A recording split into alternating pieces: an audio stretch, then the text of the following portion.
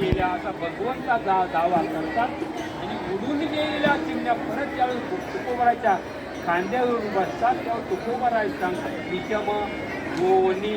सांडलेले आणि असं जीवन झाल्यानंतर महाराज सांगत आता आम्ही काय करणार आहोत तिसऱ्या चरणामध्ये ब्रह्मपुरी वाच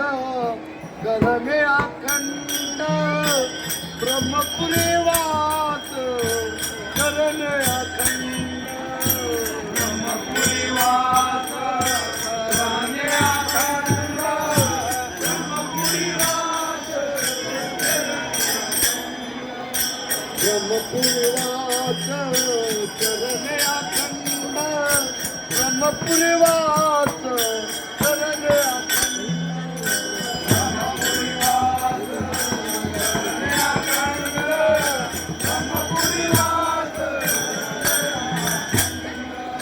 न देखीचे तोंड विटाळाचे न देखीचे तोंड विटाळाचे तुझे तोंड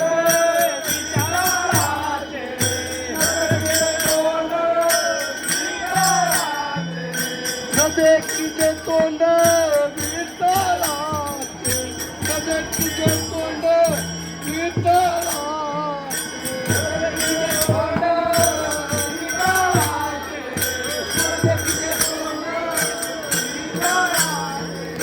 आता हे सोरे राधेची भवान आता हे सोरे राधेची भवान आता हे सोरे राधेची भवान आता हे सोरे राधेची भवान आता हे सोहळे राधेची भवान आता हे सोहळे